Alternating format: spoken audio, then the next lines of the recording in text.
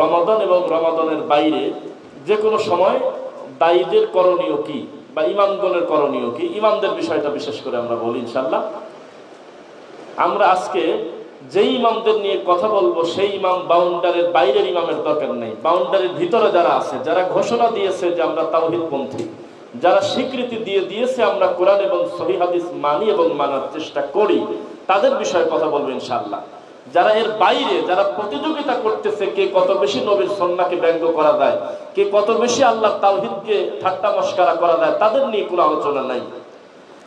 দায়ীদের একটা চূড়ান্ত বৈশিষ্ট্যের একটা বৈশিষ্ট্য, আমার কথায় কতগুণ মানুষ শুনতেছে, হেদায়েত হচ্ছে, কতগুলো মানুষ আমার সামনে বসে আছে, এই দিকে ফোকাস করলে সে দায়ীর হাঁটু ভেঙে যাবে, তার কোনো কাজ হবে না দাওয়াত দিয়ে। তার মাথায় এটা চিন্তাই করা যাবে না যে আমি কতজনকে হেদায়েত দিতে পারবো বা হেদায়েত হলেও সংখ্যায় কত বেশি মানুষ আমার সামনে, এটা মাথায় আনা যাওয়ার দরকার নেই। কেন? আম্বিয়া আলাইহিমুস সালাতু ওয়াস সালামের ইতিহাস যদি আপনি পড়েন, সালাফদের ইতিহাস, বছরের পর বছর, শত বছর দাওয়াতি কাজ করার পরেও দেখা গেল যে হাতে গোনা 2-4 জন তাদের দাওয়াতে অংশগ্রহণ করেছে। এটা কোশ্চেন কালেও তাদের দুর্বলতা নয়, কারণ হেদায়েতের চাবি হলো আল্লাহর হাতে। আমাদের কাজ হলো একে অন্যের কাছে সত্যটা পৌঁছায় দেওয়া। তো যেই ইমামদের নিয়ে কথা বলতেছি সেই ইমাম হলো আমরা, যারা আমরা আহলুল হাদিস দাবিদার বা কোরআন এবং সহিহ হাদিস মানি বা মানার চেষ্টা করি, তাদের বিষয়ে ইনশাআল্লাহ। তারা আজকাল লোক জমানোর জন্য, মানুষ একটু বেশি যাতে মাহফিলে জমা হয় আর ওই মানুষদের সামনে যাতে টাকা কালেকশন করতে পারি, সেজন্য দাওয়াত দিচ্ছে হলো আহলে কোরআন নামক মুতাজিলা বক্তাদের আপনার ঘরের সাথে। অথচ তাদের বাপ দাদা পূর্বপুরুষ থেকে তারা দাবি করতেছে যে আমরা আহলুল হাদিস।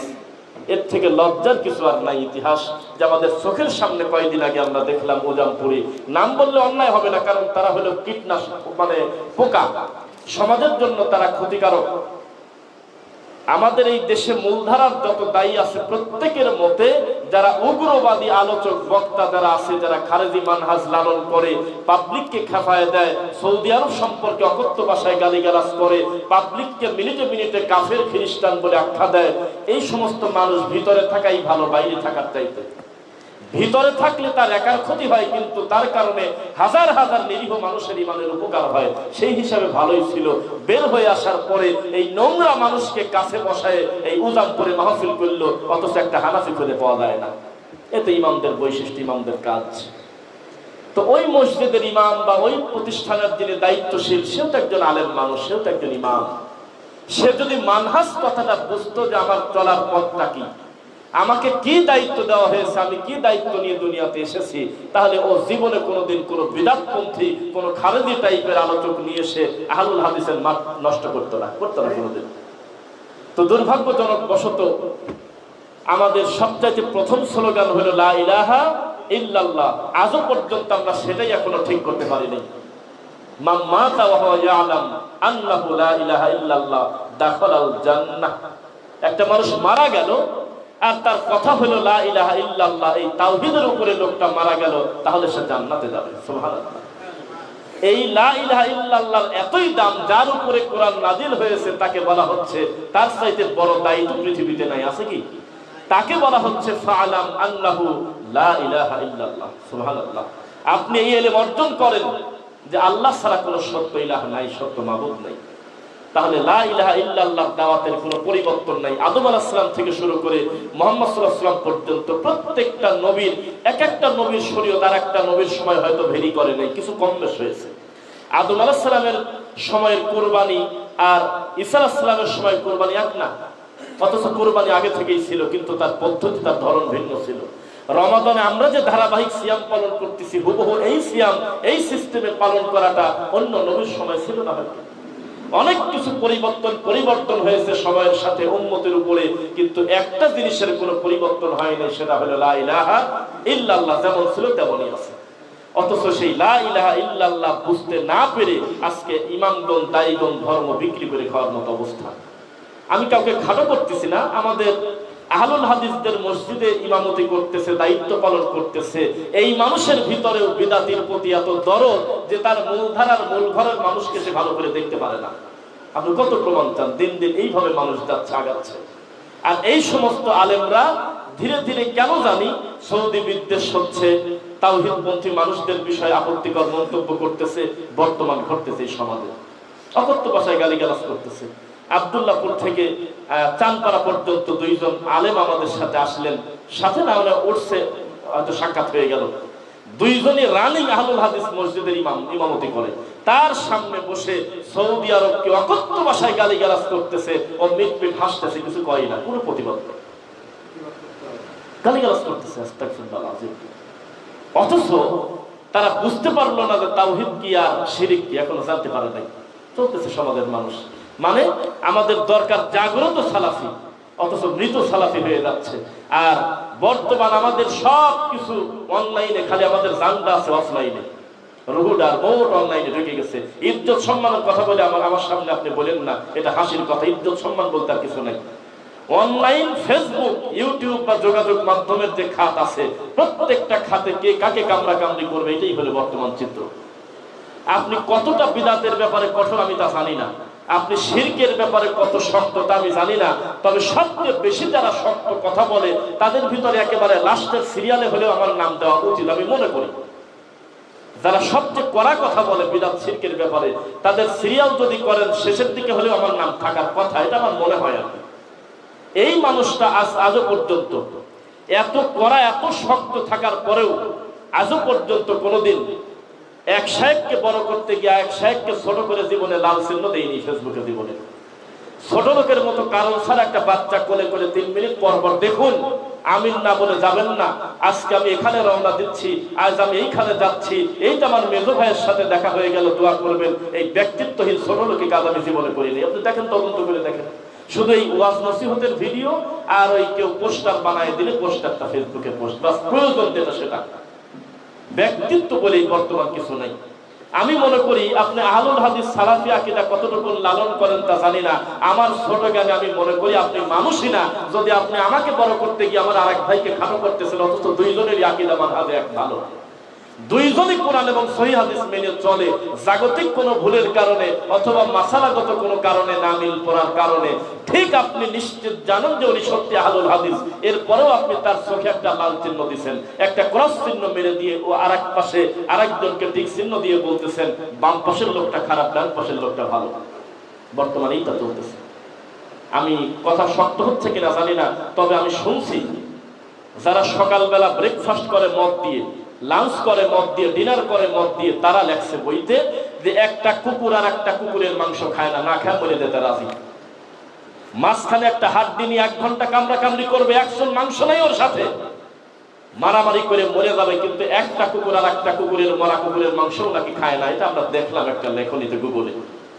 কিন্তু এমন একটা আশ্চর্য জাতি, এই টুপিওয়ালা হুজুর আলেম হয়ে, ইমাম হয়ে, দায়ী হয়ে, যে আর একটা ভাইয়ের গোশত না খাওয়া পর্যন্ত তার দিন বদল হচ্ছে না। বর্তমানে আপনি যাদেরকে দিনী ভাই বলেন, জানি না সেটা দিনী ভাই না রাতে ভাই, সেটা আমি জানি না, তবে এই ছোট লোকের জাত প্রত্যেকটা দিন যদি আপডেট কোনো নতুন ইস্যু না পায়, আর এক ভাইকে গালি দেওয়ার মতো কোনো চিত্র খুঁজে না পায়, 10 বছর আগের হোক কোনো একজন আলেমের যদি বক্তব্য ভুল না পায়, তাহলে আমার ধারণা ও মনে মনে কষ্ট পায়। আজকে দিনটাই মাটি, নতুন করে কি পোস্ট দেব, মানুষের সামনে কি ফেসবুকে দেব, অনলাইনে দেওয়ার মতো কি থাকলো? একটা আলেম ভুল করতেছে না কেন, এটা মনে হয় সে ফনা ধরে বসে আছে গোফরা সাপের মতো। এটা হলো সেই চিত্র। 2, ইমামদের আর একটা বৈশিষ্ট্য, উনি ইমাম কিন্তু কেন জানে উনি ব্যক্তি কেন্দ্রিক হয়ে গেছে। তার দৃষ্টিতে একজন আলেম আছে, একজন দায়ী আছে, তার মনের ভালো লাগা। প্রত্যেকটা ব্যক্তির আলেমের প্রতি একই রকম মায়া থাকবে সবার, এটা জরুরি না। কারো না কারোর প্রতি একটা মানবিক দুর্বলতা কম বেশি থাকেই, থাকে কিনা? অবশ্যই থাকবে। কোনোদিন হুবহু যদি কেউ বলে সে মিথ্যাবাদী, এটা হয় না। কারো না কারোর প্রতি একটু মানবিক ভালোবাসা বেশি হবেই। আপনি আমাকে একটু বেশি ভালোবাসেন, আমি আপনাকে একটু বেশি ভালোবাসি, অনার করি, এটা হতে পারে। কিন্তু আমি যেটা আপনাকে বলতে চাচ্ছি, একজনকে আমি ভালোবাসির জন্য বাকি মানুষকে আমি খাটো করবো, এই শিক্ষাকে আমাকে শরীয়ত দেয়? এখন আপনি মনে করতেছেন জাকির নায়েকের বক্তব্য শুনতে শুনতে আপনার মানসিক অবস্থা বা পরিবেশ কেমন হয়ে গেছে, অনেক বড় বিদ্বান তিনি, অনেক দামি দামি কথা শুনতে শুনতে পরিস্থিতি এমন, আপনার মসজিদের ইমামের কথা শুনলে আপনার রাগ হয়, অথচ তিনি আহলুল হাদিস সালাফি আকীদারই মানুষ। তার বিদ্যা কম, তবে তার আকীদা মানহাজ সবই ভালো, কিন্তু ওই রকম জ্ঞানী না হওয়ার কারণে আপনি তার কথা নিতে চাচ্ছেন না। এটা হলো অবস্থা। বড় বড় মাদ্রাসা হচ্ছে, মসজিদ হচ্ছে আমাদের সমাজে, রাত দিন তারা আল্লাহর কাছে বলতেছে, আল্লাহ এই দেশে তুমি হাজার হাজার আকরাম মুসলমান তৈরি করো আল্লাহ, যারা লেখনের মাধ্যমে, মিডিয়ার মাধ্যমে, তারা বক্তব্যের মাধ্যমে সারা পৃথিবীতে দাওয়াতি কাজ করবে বাংলাভাষী মানুষের কাছে। কিন্তু যখন তৈরি হয়ে যাচ্ছে 10 জন, আবার পিছন থেকে লেজ ধরে টানতেছে। জাতি এত খারাপ। কার নামের আগে কার নাম গেল, কার নামের আগে শায়েখ লেখা থাকলো, এটা এই যে কামরা কামড়ি, এটা বেদাতিরাও এরকম কামরা কামড়ি করে না, আমাদের ভিতরে যা চলতেছে। তা আমাদের ইমাম এবং দায়ীদের বৈশিষ্ট্য হওয়া উচিত রুহামা ও বাইনাহুম, এটা নাই।